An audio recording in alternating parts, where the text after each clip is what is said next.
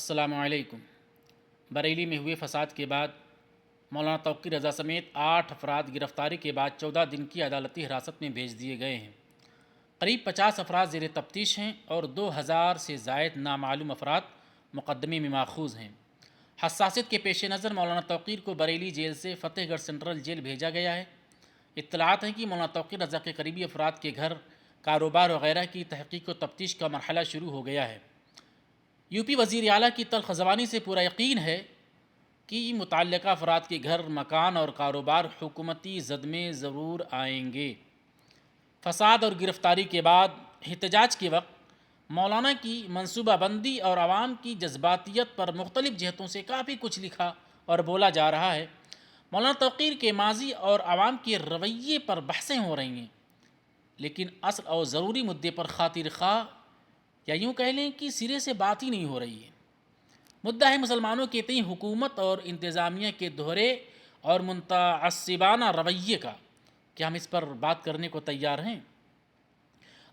اجمیر شریف کے گدی نشین سرور چشتی، امیر جماعت اسلامی سید سعادت اللہ حسینی کے علاوہ کیا کسی نمایاں مذہبی چہرے، ادارے، خانقاہ، تنظیم نے اس مسئلے پر حکومت سے کوئی سوال کیا؟ کیا کسی وکیل، صحافی، ایکٹیوسٹ نے وزیر اعلیٰ یوپی کی متعصبانہ اور مذہبی دشمنی پر مبنی بیان بازی اور رویے پر کوئی سوال کیا؟ کیا ہائی کورٹ، سپریم کورٹ میں دوسری تنظیموں اور سماجی افراد کی مفت پیروی کرنے والے کسی مسلم وکیل نے بریلی حادثہ سمیت کانپور، گودھرا اور کاشی پور جیسے واقعات کو لے کر ہائی کورٹ، سپریم کورٹ میں کوئی ریٹ پیٹیشن کی؟ یہ وہ سوال ہیں جو ہر اس شخص سے جواب چاہتے ہیں جو کسی نہ کسی منصب، عہدے اور عوامی حلقہ سے وابستہ ہے۔ مولانا توقیر کا فیصلہ غلط ہو سکتا ہے، مسلمانان بریلی جذباتی ہو سکتے ہیں، کاشی پور کے بچے ناسمجھ ہو سکتے ہیں، لیکن حکومت اور انتظامیہ کے رویے کو آپ کس خانے میں ڈالیں گے؟ مہینہ بھر پہلے فتح پور یوپی میں نواب عبدالصمد کے مقبرے پر حملہ کرنے والے ہندو سنگھٹن کے لوگ آن کیمرہ ہتھیار بند تھے، مگر ابھی تک یوپی پولیس کو ان کے ہتھیار نظر نہیں آئے۔ اس لیے آج تک ایک بھی گرفتاری نہیں ہوئی۔ پولیس کو ہتھیار نظر نہیں آئے ان کے، یہ بھی گرفتاری نہیں، مگر بریلی کے آن کیمرہ خالی ہاتھ دکھنے والے مسلمانوں سے بریلی پولیس کو کارتوس، پتھر، پٹرول، بوتلیں اور تمباکو کے ذخیرے مل رہے ہیں۔ کہاں سے مل رہے ہیں؟ 29 مئی 2025 کو لکھنؤ کے حضرت گنج تھانے میں تعینات سپاہی ارجن چورسیا کو 4 شرابی لڑکوں نے صرف ٹوکنے پر اسی کی پولیس چوکی میں لے جا کر خوب پیٹا، وردی پھاڑ دی، 7 پشتوں تک کی گالیاں دیں۔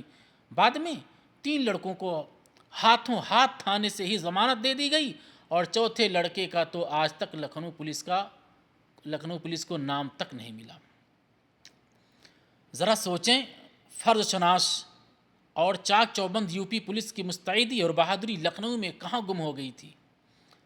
زیرو ٹالرنس کی بات کرنے والے یوپی وزیر اعلیٰ اس وقت قانون کی پاسداری کیوں نہیں کرا پائے؟